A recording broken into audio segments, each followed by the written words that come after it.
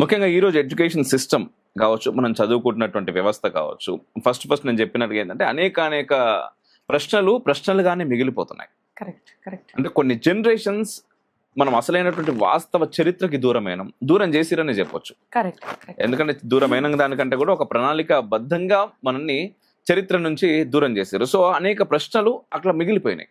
ఈరోజు చాలా పెద్ద పెద్ద విద్యావంతులు, అంటే ఉన్నత చదువులు చదువుకున్నటువంటి వాళ్ళు ధర్మం గురించి మాట్లాడగానే రెండు మాట్లాడతారు.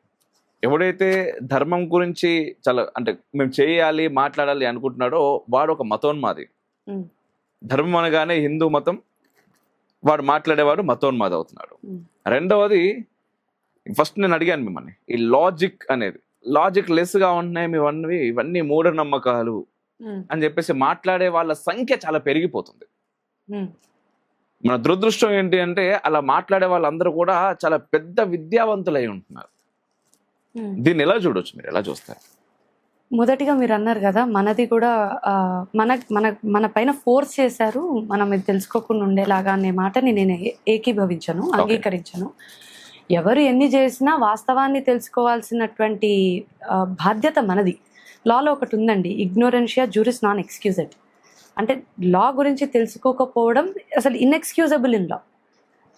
తెలుసుకోవాల్సినటువంటి బాధ్యత మనది, తెలియజేయాల్సినటువంటి బాధ్యత తల్లిదండ్రులది, లేదా గురువులది, లేదా ఆచార్యులది, లేదా ఇంకెవరిదైనా కావచ్చు.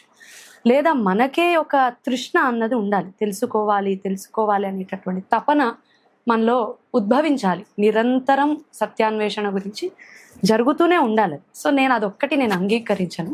ఇప్పుడు మీరున్నారు, మీ అమ్మాయికి నేర్పిస్తున్నారు కాబట్టి తను తీర్చిదిద్దబడుతుంది తెలుసుకునే విధానంగా. మీకెవరు నేర్పించారు? మీరు తెలుసుకున్నారు. Because you started discovering and you started knowing everything.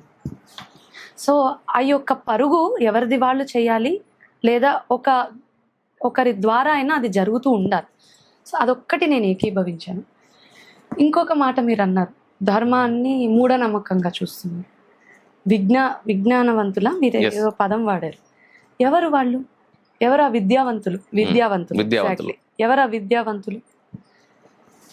ఎంబ్రయాలజీ నేర్చుకున్న వాళ్ళ, మెటాఫిజిక్స్ నేర్చుకున్న వాళ్ళ, బొటానికల్స్ గురించి తెలుసుకున్నవారా, ఆస్ట్రానమీ తెలుసుకున్నవారా, గైనకాలజీ తెలుసుకున్నవారా, క్వాంటమ్ ఫిజిక్స్ తెలుసుకున్నవారా, లేదా సెల్యులాలజీ గురించి తెలుసుకున్నవారా, ఆంకాలజీ గురించి తెలుసుకున్నవారా, లేదా లా గురించి తెలుసుకున్నవారా, లేదా సివిల్ ఇంజనీరింగ్ తెలుసుకున్న వాళ్ళ, సౌండ్ ఇంజనీరింగ్ తెలుసుకున్న వాళ్ళ, మెటలర్జీ తెలుసుకున్న వాళ్ళ, ఆర్కియాలజీ తెలుసుకున్న వాళ్ళ, దేని గురించి తెలుసుకున్న వాళ్ళు? ఇప్పుడు ఉన్నటువంటి విద్యా వ్యవస్థలోని ఏదన్నా ఒక్క దాంట్లోనే కదా మాస్టరీ. అది కూడా పరిపూర్ణమైన మాస్టరీ కాదు, గట్టిగా చెప్పాలంటే. కరెక్ట్. సో ఏది తెలుసుకున్నటువంటి వాళ్ళు ఎలా విద్యావంతులు అవుతారు? సమాజానికి హితం చేస్తే అవుతారు. కానీ ఒక పరమాణు మాత్రమే తెలుసుకొని ఒక పర్వతాన్ని నేను ఇష్టం వచ్చినట్టు మాట్లాడతా అంటే అది సమంజసమేనా? అది హర్షించదగమైనటువంటి విషయమేనా అది? సో చిన్న విషయాన్ని తెలుసుకొనే అంత మురిసిపోతే మరి సనాతన ధర్మం అనేటటువంటిది ఆకాశం లాంటిది, విశ్వం లాంటిది. దాంట్లోని లేనిదేంటి? దాంట్లోని కనిపించనిదేంటి? ఆనాటి విద్యా వ్యవస్థలోని మనకు అన్నీ ఉన్నాయి, సర్వం. ఋషులు ఒక్క దగ్గర కూర్చొని మనకు అన్నీ నేర్పించారు, సర్వము తెలియజేశారు. అప్పుడంతా కూడా హృదయస్థం. అప్పుడు ఉన్నటువంటి విద్యా వ్యవస్థలోని ఋషులు చెప్పినటువంటిది వినికిడి ద్వారా, శృతి ద్వారా, ఆ అపౌరుషయ వాక్యాన్ని వేదం అంటారు. ఆ వేదాన్ని వినికిడితో నేర్చుకునేవి. మరి ఈరోజు కూర్చొని గంటల తరబడి పట్టి కొడుతున్నా కూడా పరమాణువే నేర్చుకుంటున్నారు అన్నప్పుడు మరి ఏది గొప్పది, ఏది దుర్లభము లేదా స్వల్పము? దుర్లభం అన్నను స్వల్పము అన్నది కరెక్ట్ వర్డింగ్ అన్నది ఎవరిది వాళ్ళు ప్రశ్నించుకోవాల్సినటువంటి విషయం. ఒక మాట అన్నారు ఇందాక మీరు, శాస్త్రాన్ని కానివ్వండి, ధర్మాన్ని కానివ్వండి, మూఢనమ్మకం అంటున్నారు. ఇందులో ఎంతమందికి ధర్మము అంటే ఏంటో తెలుసు? ధర్మము అనే దాని గురించి ఎన్ని అవతారాలు ఆ పరమాత్మ ఎత్తాడు అన్నది ఎంతమందికి తెలుసు? పరమాత్మ తనని ఒక మాధ్యమంగా చేసుకొని ప్రతి సర్వప్రాణికోటికి ధర్మం అంటే ఇది, దీనిని ఆచరించు అని చూపించడానికి తానే తన యొక్క ఆ యొక్క తనకు అన్నీ ఉన్నాయి అక్కడ, అన్నీ వదులుకొని వచ్చాడు అని ఎంతమందికి తెలుసు? ధర్మాన్ని సింపుల్గా అర్థం చేసుకోవడానికి భారతంలో ఒక ఇన్సిడెంట్ ఉంటుందండి. ఒక టైంలో పాండవులు వనవాసంలో ఆ యొక్క వనం అనేటటువంటి జర్నీలో ఉన్నప్పుడు చాలా పేదరికంలోని నీడ తోడు ఏది కూడా లేకుండా సఫర్ అవుతూ ఉండేవాళ్ళు. అటువంటి సమయంలో కూడా ఋషులు వచ్చి వాళ్ళకి ధర్మము అనేటటువంటి దాని గురించి బోధిస్తూ ఉండేవాళ్ళు. ఆ ధర్మము సామాన్య ధర్మము, విశేష ధర్మం అని రెండు ఉండేవి. సామాన్య ధర్మం అంటే జనరల్గా భార్య భర్తతో ఎలా మెలగాలి, ఒక స్నేహితుడితో ఎలా మెలగాలి, అన్నదమ్ములు ఎలా ఉండాలి, ఇలాంటివన్నిటివి డిస్కస్ చేసేది సామాన్య ధర్మం. అలా ఒక సమయంలో సామాన్య ధర్మం గురించి ఒక ఋషి తెలియజేస్తుంటే అక్కడికి మార్కండేయ మహర్షి వస్తాడు. మార్కండేయ మహర్షి వచ్చి, ఆపండి, ఇదంతా కాదు, సామాన్య ధర్మము విశేష ధర్మము తెలిసి దాని అప్లికబిలిటీ తెలిసిన వాడు మహాత్ముడు. తెలిస్తే సరిపోదు, ధర్మం గురించి వినడము, పలకడము, లేదా 10 మందికి చెప్పడం కాదు, ధర్మాన్ని ఆచరించిన వాడు, ధర్మాన్ని అప్లై చేసినటువంటి వాడు జీవితంలో మహాత్ముడు అంటాడు. అని అటువంటి మహాత్ముడు కేవలం కృష్ణుడే. ఎందుకంటే కృష్ణం ధర్మం సనాతనం అంటాడు. అక్కడ వచ్చింది ధర్మం అనేటటువంటి పదం.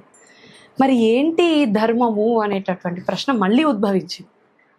అన్న ప్రశ్నకి సమాధానం ఏంటంటే, ఏ ఆచరణ అయితే సర్వహితాన్ని కోరుతూ, సర్వహితం అంటే అక్కడ సర్వ ప్రాణికోటి, జీవకోటి లేదా చరాచర కోటి అన్నిటినీ, దేనికి కూడా, పర్యావరణము లేదా పాతాళము లేదా ఆకాశము లేదా జలము, పృథ్వీ, ఎవ్రీథింగ్, దేనికి కూడా హాని కలిగించకుండా సర్వప్రాణికోటికి హితము చేసేది ఏదైనా ఉంది అని అంటే దానిని ఆచరణ అంటారు.